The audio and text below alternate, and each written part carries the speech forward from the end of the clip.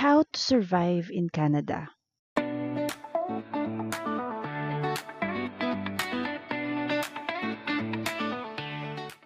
So, gumawa ako ng list ng survival guide para sa mga newcomers na tulad namin. And pwede na rin sa mga medyo matagal na dito pero nahihirapan pa rin mag-adjust. Samahan niyo akong isa-isahin ang mga tips na inahanda ko para sa inyo. Hello, hello! Magandang buhay! Ako nga po pala si Marie at ito ang Canada Adventures. Almost 2 years na kami dito sa Canada. Technically, newcomer pa rin kami kasi ang mga newcomers naman daw dito ay the first 5 years. Pero sabi nila, it will take you like 3 years para maka-fully adjust. And I must say na thank God, wala pa kaming 2 years. Pero I can say na well-adjusted na kami.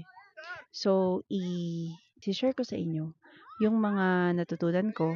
Kaya gumawa ako ng list kung paano mag-survive o maka-adjust ng mas madali dito sa Canada.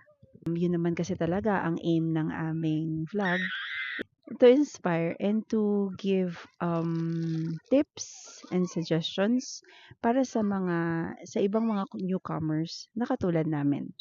At sana marami kayong matutunan sa video na ito. Let's get down to business. So, number 1, dito sa Canada, maraming mga food banks or community pantry or community fridge, iba't ibang tawag, pero iisa lang yung aim nila, yung matulungan yung mga low-cost earner or yung mga newcomers na tulad natin, yung mga basic necessities like groceries. Marami ditong mga organizations na merong mga food drive or mga food programs. You just have to search saan malapit sa area ninyo. Like, meron sa parish namin na community fridge kung saan free ka na kumuha ng kahit anong item. Meron dong mga tinapay, merong mga potatoes, pasta, at kung ano-ano pa. Itong mga to ay bigay din ng mga tao sa community. So, very generous yung mga tao dito and they are very supportive sa mga newcomers at sa mga low-cost earners. Meron ding mga organizations dito na namimigay ng mga libreng damit. Most especially ang kailangan dito ay yung winter clothes kasi nga medyo pricey siya. Like yung isang inattenda namin sa BGC, na-feature ko na rin yun sa isa sa mga vlogs namin kung paano kami nakakuha ng libreng winter clothes at winter accessories. Kaya napaka-importante na mag-research kasi usually naman yan, mga fall season, nagkakaroon na ng mga ganyang drive para by the time na dumating ang winter, ready na kayo, 'di ba? Dito nga pala kami sa London, Ontario. I'm very impressed sa government nila kasi maraming mga organizations na nag-o-offer ng iba't ibang mga tulong para sa mga low-cost earners at sa mga newcomers. Number 2, explore low-cost and free activities around your area. Ilang beses ko na itong na-feature sa mga previous vlogs namin, yung mga activities na ginagawa namin ng mga bata kapag PD day or holiday. So you can check out the website of your area or your city, like dito sa London. Yung website nila, makikita mo na doon lahat ng mga activities na available. Specifically, yung mga activities na para sa mga bata. Or join Facebook groups. And also, explore nyo rin yung mga public libraries. Alam nyo ba na last year, nabisi mga bata during summer dahil all around London, yung mga public libraries nila ay napakaraming activities na it's either low cost or free, pero mostly talaga free. Merong mga activities na you need to register before you attend at meron namang mga walk-in lang. Malaking tulong siya to save money. You don't really need to spend too much money just to have fun. Isa ring nakatulong sa amin ay yung mga playgroups sa mga family centers. Nung time na dumating kami dito, 3 years old pa lang yung aming bunso. So, hindi pa siya nakakapag-school. Kasi ang schooling dito ay nag-start ng 4 years old.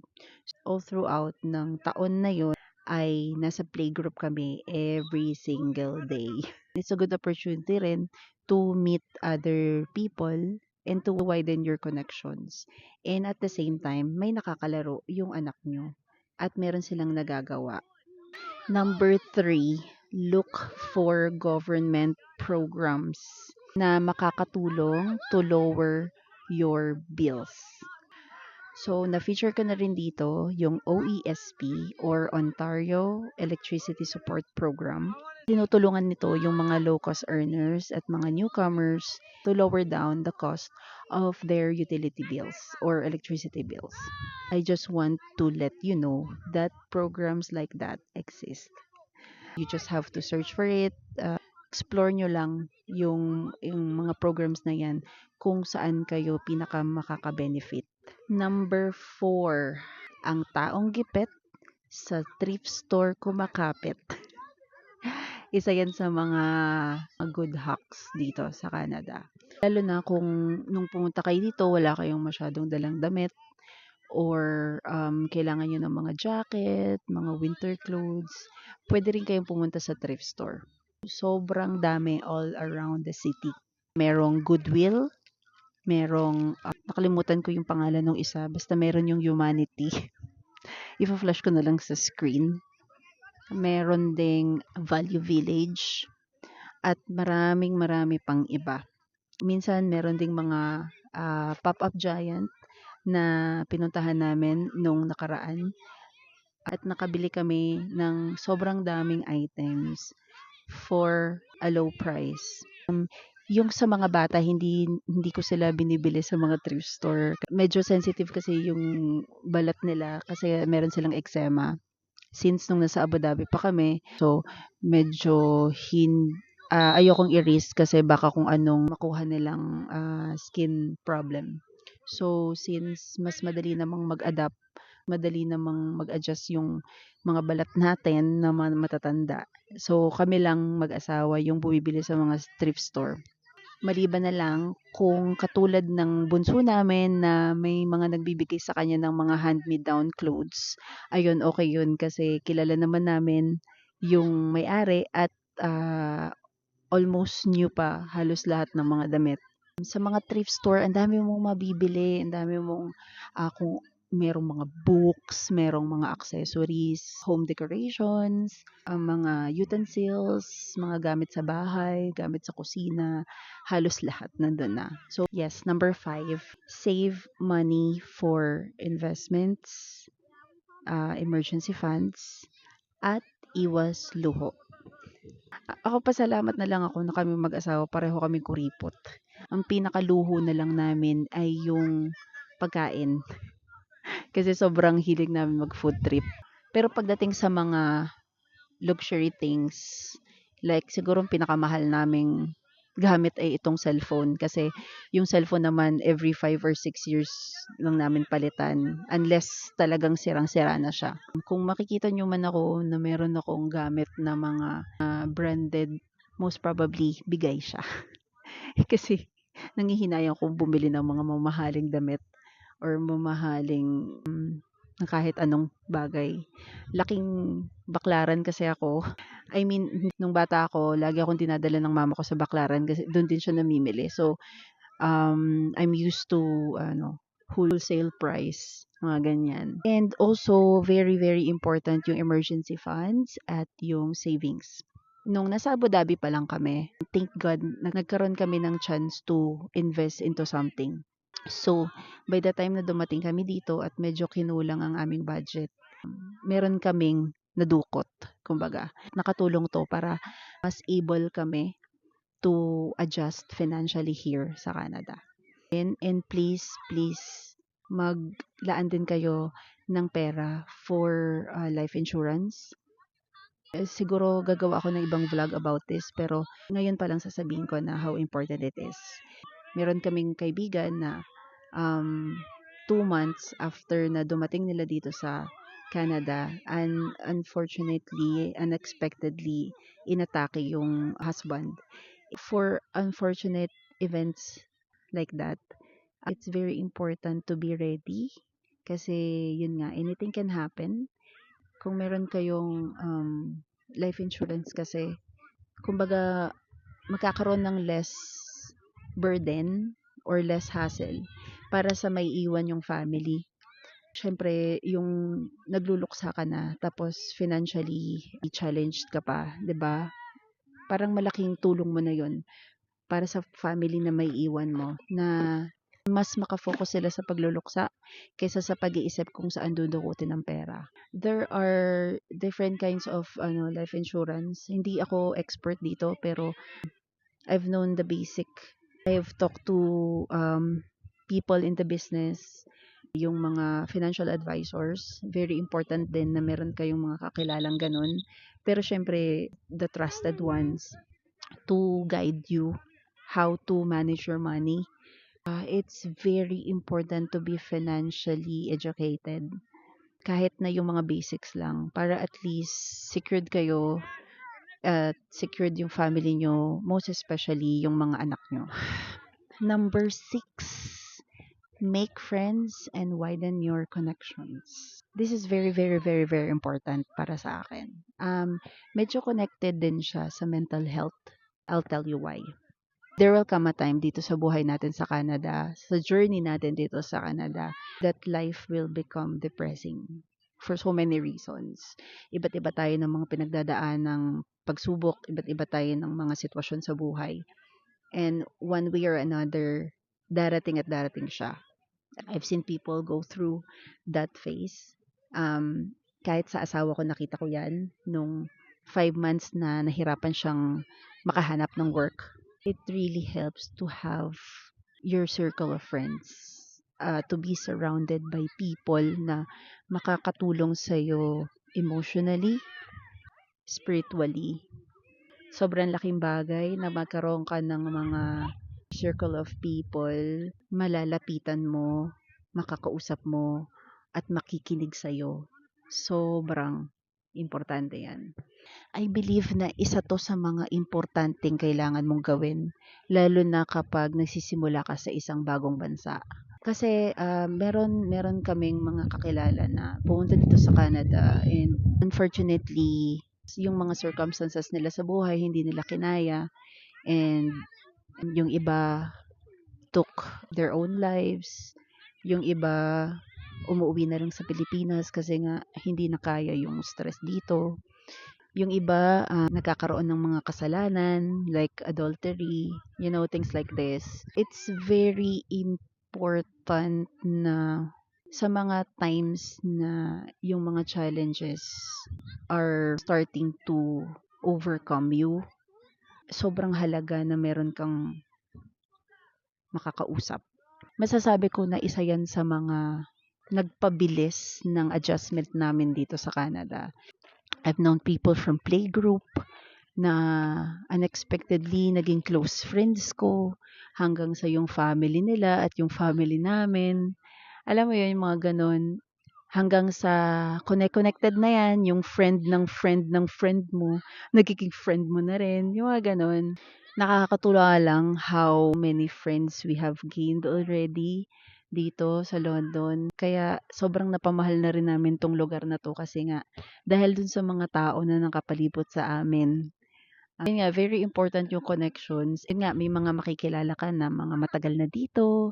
So, marami silang mga suggestions, marami silang mga advices na ibibigay sa'yo. Or may makikilala ka rin na mga bago din dito katulad mo. So, may kasama ka sa pag-a-adjust, sa pag-explore ng mga bagay-bagay tungkol sa lugar ninyo. So, ayun, marami siyang mga benefits. Last but not the least, join communities and strengthen your faith. Medyo connected din to doon sa last na item na sinabi ko. Dito, yung mga churches, maraming mga groups, merong mga women's group, may men's group, may mga same hobbies or mga same hilig. Merong mga for seniors, merong mga for kids, for youth.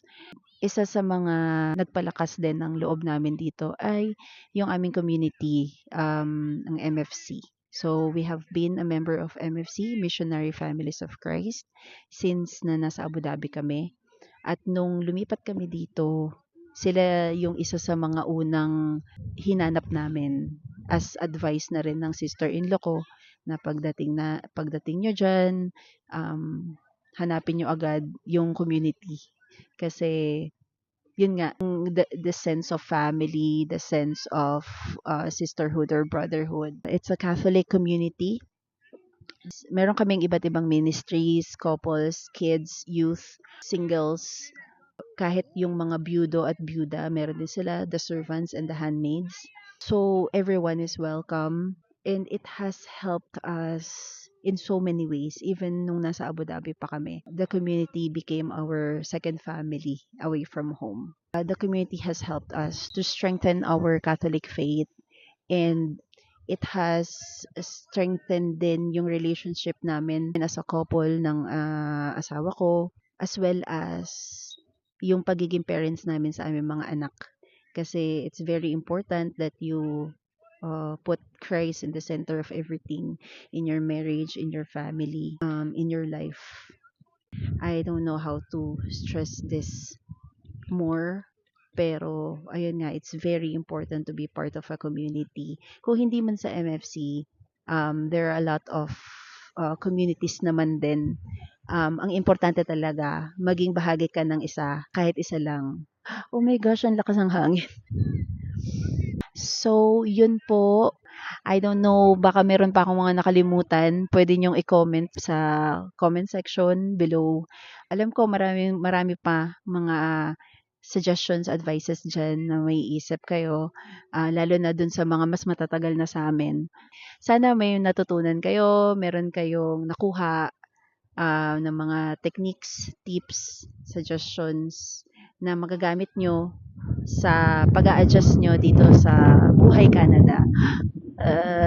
Hindi ko alam kung naririnig nyo pa ako kasi ang lakas ng hangin.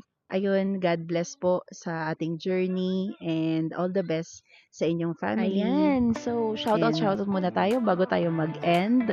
Ating mga kaibigan sa Pinoy Tambayan sa Canada. Bro Mark Surya, kwento namin sa Canada. Nerdino TV, Kuya Gershon Villarico, Christopher in Canada, David Hunsay, Ruel Kumayas, Fambookers TV, Andrea Judge TV, and salamat sa aming mga subscribers, sa mga sumusubaybay sa aming mga videos, at sana makagawa pa kami ng marami pa, at maka-reach pa kami ng marami pang mga subscribers at viewers para mas marami rin kaming matutunan. Para marami rin kaming matulungan. Say hi. Hi. Hi. Okay, until next vlog. Paalam. Bye-bye. Until next ginap.